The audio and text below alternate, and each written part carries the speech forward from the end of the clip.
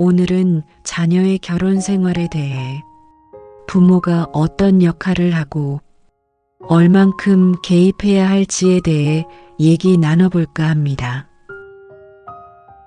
많은 부모님들이 자녀의 결혼 후 자식들과 관계에 대해 고민이 많으실 텐데요.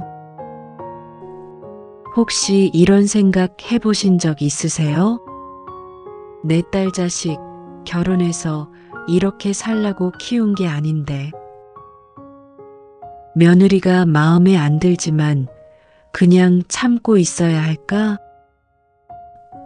내가 괜히 한마디 했다가 자식이 서운해 할까봐 조심스럽네.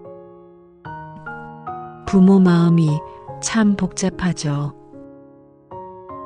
하지만 자녀가 결혼하면 우리는 한 걸음 뒤에서 지켜보는 역할이 돼야 해요.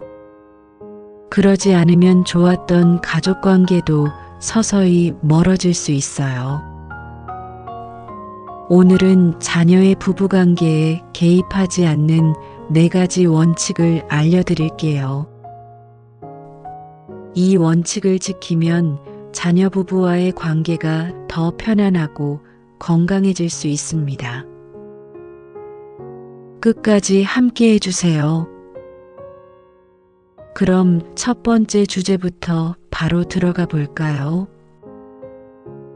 자녀가 부부 문제로 고민을 털어놓을 때 어떻게 반응해야 할까요? 첫째, 조언이 아니라 듣는 것부터 시작하기. 자녀가 부부 문제로 고민을 이야기할 때 부모님들은 바로 해결책부터 말하고 싶어지죠? 그런데 중요한 건 들어주는 것이 먼저라는 겁니다. 예를 들어볼까요? 자녀가 요즘 집에서 그 사람이랑 자주 싸워 라고 한다면, 그래, 무슨 일이 있었는데? 많이 힘들었겠다. 이렇게 먼저 들어주고 공감해 주세요. 그러지 않고 바로 그러니까 내가 그 사람 별로라고 했잖아. 같은 말을 하면 자녀는 부모님이 내 편이 아니구나 하고 느낄 수도 있어요.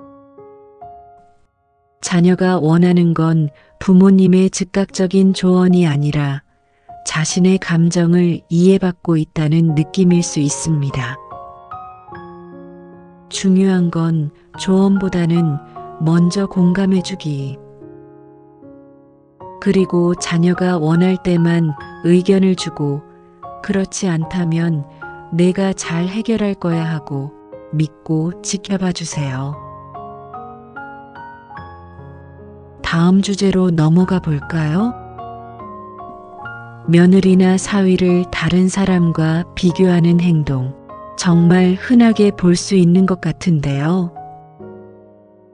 며느리나 사위와 비교하지 않기입니다. 이 부분은 정말 조심해야 합니다. 우리 때는 안 그랬는데, 내 아버지는 너처럼 안 했어. 이런 말 혹시 해보신 적 있나요? 아무리 좋은 의도로 한 말이라도 자녀는 부담과 스트레스를 느낄 수 있어요. 특히 며느리나 사위를 다른 사람과 비교하는 건 절대 금물입니다. 예를 들어 어떤 말이 있을까요? 내 친구 부인은 애도 잘 키우고 일도 하더라. 사위는 돈을 많이 벌어야 하는데 옆집 아들은 출세했다더라. 같은 말들이 있겠죠. 이런 말은 듣는 순간 자녀는 끔찍하게 싫어하는 반응을 보일 거예요. 그럼 어떻게 해야 할까요? 자녀 부부가 노력하는 부분을 칭찬해 주세요. 너희 둘이 서로 존중하며 사는 모습이 참 보기 좋아. 우리 며느리가, 우리 사위가 참 열심히 하더라. 고맙다고 전해줘. 이렇게 긍정적인 말을 하면 자녀 부부는 부모님께 더 마음을 열게 될 거예요.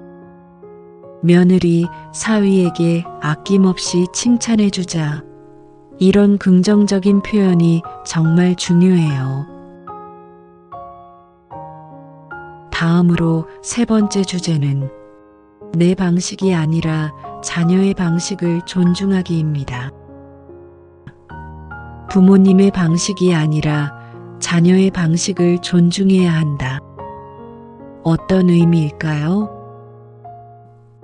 부부 사이의 문제는 세대마다 해결하는 방법이 달라요.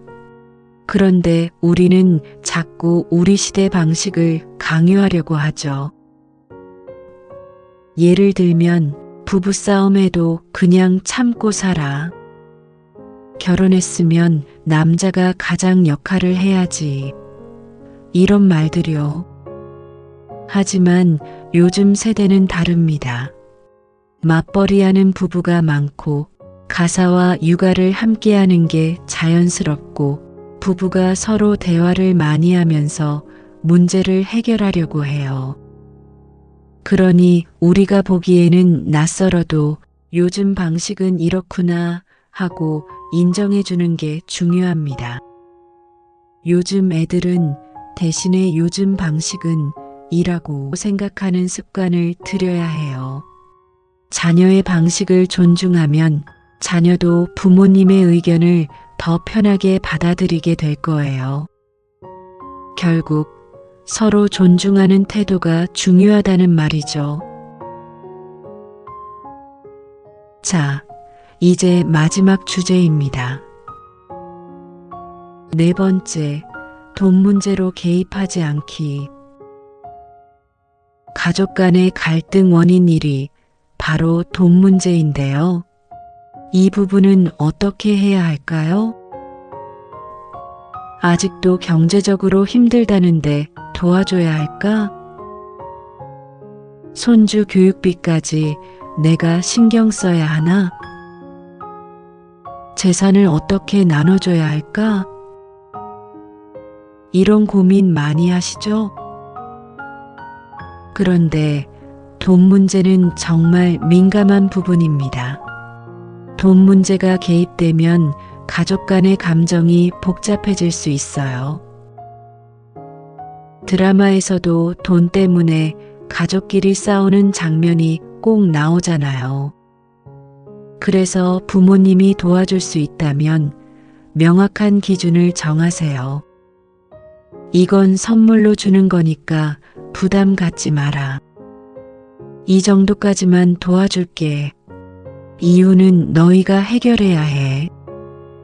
이렇게 미리 선을 그으면 자녀도 부모님의 도움을 당연하게 여기지 않고 감사하는 마음을 갖게 돼요. 또한 형제끼리 불공평한 재산 분배는 미리 정리하는 것이 중요합니다. 우리 가족은 이 원칙대로 할 거야. 미리 얘기해 두는 게 좋을 것 같아서 너희에게 말해둔다. 이런 식으로 돈 문제에서 자유로워지면 자녀 부부와의 관계도 훨씬 더 편해질 수 있어요. 오늘은 자녀 부부 관계에 개입하지 않는 4가지 원칙에 대해 이야기 나눠봤는데요. 자, 다시 한번 정리해 볼게요. 하나, 조언보다 듣는 것부터 시작하기. 2, 며느리나 사위와 비교하지 않기. 3, 내 방식이 아니라 자녀의 방식을 존중하기. 4, 돈 문제로 개입하지 않기. 이 4가지만 잘 지켜도 자녀 부부와 더 따뜻하고 건강한 관계를 유지할 수 있어요. 혹시 난 이런 방법을 써봤더니 정말 효과가 좋았어 하는 경험이 있으시면 댓글로 함께 나눠주세요. 그리고 도움이 됐다면 좋아요와 구독도 꼭 부탁드립니다. 오늘도 함께 해주셔서 감사합니다. 다음 영상에서 또 만나요.